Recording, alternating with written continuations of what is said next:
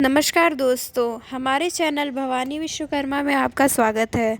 आज हम जानेंगे कि दिया की बाती अगर पूरी जल जाए तो इसका क्या संकेत होता है, या तो अगर बाती जल जाने के बाद थोड़ी बच जाती है तो इसका क्या संकेत होता है। क्या यह अच्छा संकेत होता है या बुरा संकेत होता है। इस बात को आज हम पंडित श्री प्रदीप मिश्रा जी द्वारा जानेंगे। इस वीडियो को अंत तक ज़रूर देखें, तभी आपको हमारी सारी बातें समझ में आएंगी। और अगर आपको हमारा चैनल अच्छा लगे तो हमारे चैनल को सब्सक्राइब करना ना भूलें। तो आइए जानते हैं कि दिया की बाती अगर पूरी जल जाए या थोड़ी बच जाए तो इसका क्या संकेत होता है। नमस्कार प्रिय मित्रों, आज हम फिर से आप सभी के लिए बहुत ही महत्वपूर्ण जानकारी लेकर के आए हैं। आज हम दीपक से जुड़ी हुई कुछ रहस्यमयी बातों के बारे में जानेंगे।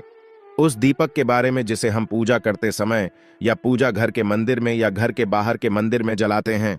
आप अपने घर के मंदिर में या फिर बाहर के मंदिर में पूजा तो जरूर करते होंगे, और पूजा करते समय दीपक जलाने का नियम भी आपको पता होगा। आपको पता होगा कि जिस दीपक को आप जिस भगवान का नाम लेकर जलाते हैं, कहीं वो दीपक कुछ गलत संकेत तो नहीं दे रहा है। आपके दीपक की बाती पूरी जल जाती है, या फिर दीपक में घी और अधजली बाती बच जाती है, और कहीं आपके दीपक की बाती पर फूल तो नहीं बनता। और दीपक की बाती पर फूल बन जाने का क्या मतलब होता है। तो क्या आप जानते हैं कि दीपक की बाती का पूरा जल जाना और बच जाना क्या संकेत देता है। कहीं आपके जीवन की सभी परेशानियों की वजह आपकी जराई हुई दीपक से तो नहीं जुड़ी हुई है। कहीं आप पहले से जले हुए दीपक में तो बाती नहीं जलाते हैं। और क्या आपके पूजा का दीपक पुराना है या नया। आखिर कितने सालों से उस दीपक का इस्तेमाल कर रहे हैं। कहीं आपकी तो आदत नहीं है। थोड़े दिनों के बाद दीपक को बदल देने की। तो दोस्तों, आपको जानकर हैरानी होगी कि आप अपने पूजा घर के मंदिर में दीपक जलाते समय अगर यह गलती करते हैं तो आपको इसका परिणाम भुगतना ही होगा। और दीपक की बाती का पूरा जल जाना और बाकी का बच जाना भी अलग अलग संकेत देता है, जो हमारे लिए जानना बहुत जरूरी है। तो इन्हीं सब बातों को जानने के लिए इस वीडियो में अंत तक हमारे साथ बने रहिएगा। दोस्तों, जब हम पूजा करते हैं तो हमारा दीपक कभी कभी अचानक से बुझ जाता है, और कभी कभी ऐसा होता है कि हमारी पूजा होने के बाद हम उस दीपक को भगवान के सामने जलता छोड़ देते हैं। लेकिन कुछ समय के बाद में दीपक खुद ब खुद बुझ जाता है और उसमें अधजली बाती और घी बचा रह जाता है। और कभी कभी तो हमारे दीपक की बाती पूरी जल जाती है और उसमें फूल भी बन जाता है। तो इनके अलग अलग नकारात्मक और सकारात्मक परिणाम होते हैं। तो सबसे पहले यह जानते हैं कि अगर हमारे दीपक में फूल बन रहा है तो इसका क्या मतलब होगा। प्रिय मित्रों, अगर हमारे दीपक की बाती में फूल बन रहा है तो इसका सीधा सा मतलब है कि भगवान ने हमारी प्रार्थना को स्वीकार कर लिया है और वह हमारी पूजा से प्रसन्न है। और इसका संकेत वह बाती में बने इस फूल के माध्यम से देते हैं। अगर आपके घर में दिव्य शक्तियां मौजूद है और आपके साथ साथ वो भी ईश्वर की पूजा में अपना ध्यान रखती है, तो आपकी दीपक की बाती में एक से ज्यादा फूल बनते हैं, और कभी कभी साक्षात किसी भी देवी देवता का रूप भी दिखने लगता है। तो अगर आपके दीपक की बाती में फूल बन रहा है तो आप सच में बहुत भाग्यशाली हैं। और इसी के साथ दीपक जलाने के भी कुछ खास नियम आपको जरूर जानने चाहिए। दोस्तों, अगर आप पहले से जले हुए दीपक में अपनी बाती रखकर जलाते हैं तो ऐसा करने से दुर्भाग्य आपका पीछा कभी नहीं छोड़ता है।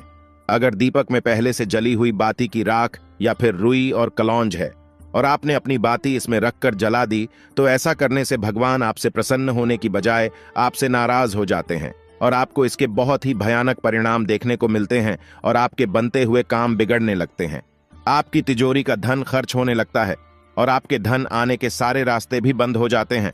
तो हमेशा यह ध्यान रखें कि जब भी आप दीपक जलाएं, आप हमेशा साफ सुथरे दीपक का ही इस्तेमाल करें। दोस्तों, इसी के साथ कुछ लोगों की आदत होती है कि वह हर थोड़े दिन बाद अपने दीपक को बदल देते हैं। तो इस पर गुरुजी का कहना है कि आप जिस दीपक से पूजा करते हैं, आप उस दीपक को कभी मत बदलिए। आप उस दीपक को सिद्ध हो जाने दीजिए। जब कोई दीपक रोजाना भगवान के सामने जलता है तो वह दीपक समय के साथ सिद्ध हो जाता है।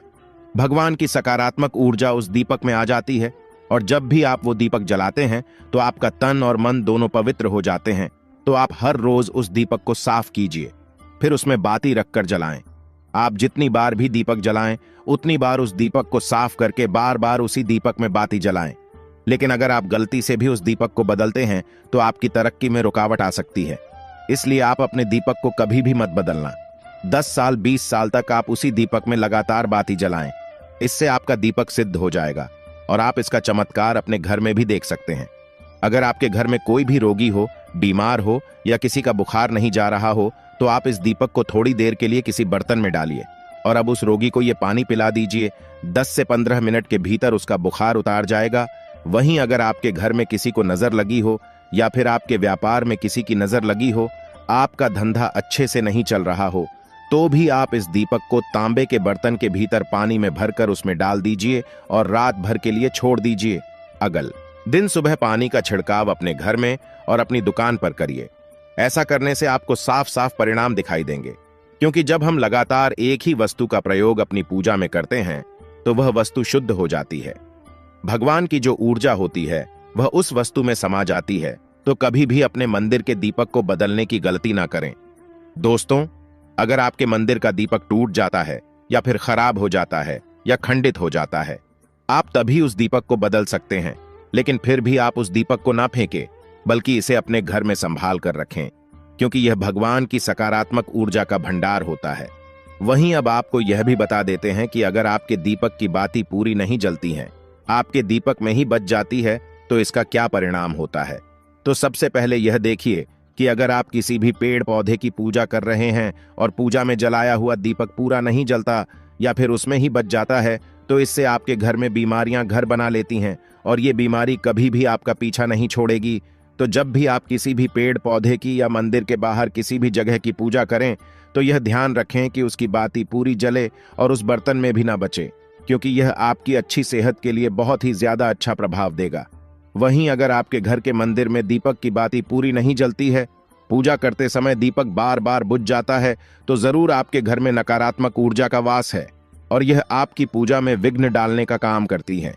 दोस्तों, हमारे घर में अगर कोई बुरी शक्ति होती है या फिर कोई ऐसी ऊर्जा होती है जो यह नहीं चाहती कि आपके घर में भगवान की कृपा हो और आपके घर में सकारात्मक ऊर्जा हो, तो यह आपकी पूजा सफल नहीं होने देती।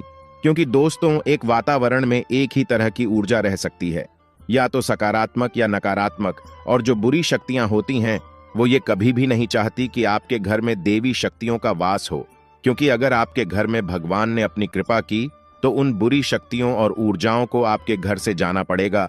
तो यह बुरी शक्तियां हमेशा इसी कोशिश में रहेगी कि आपकी पूजा में रुकावटें आएं और इन्हीं के प्रभाव से हमारा दीपक बार बार बुझ जाता है या फिर हमारे दीपक की बाती ही पूरी नहीं जलती। तो इस सब से बचने के लिए आपको क्या करना है कि सच्चे मन से भगवान का स्मरण करना है, और जब भी आप दीपक जलाएं तो भगवान से सबसे पहले यह प्रार्थना करें कि के आसपास जितनी भी नकारात्मक ऊर्जा हो वह आपसे दूर रहे, भगवान की कृपा आप पर बनी रहे।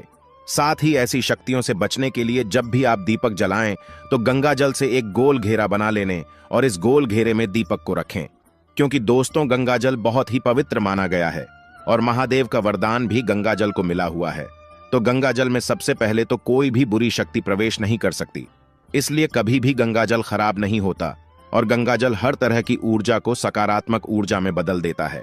और अगर आप गंगा जल से बने हुए गोल घेरे में दीपक को रखेंगे तो यह आपकी पूजा में किसी भी शक्ति को बाधा नहीं बनने देगा और कोई भी नकारात्मक शक्ति आपकी दीपक को बुझा नहीं पाएगी और आप निर्वाह अपनी पूजा संपन्न कर पाएंगे और देवी शक्तियां भी आपके जीवन में अपनी कृपा और आशीर्वाद बनाए रखेगी। तो दोस्तों, उम्मीद करते हैं कि आपको हमारे द्वारा बताई गई यह जानकारी पसंद आई होगी। तो वीडियो को लाइक करें और कमेंट में हर हर महादेव जरूर लिखें।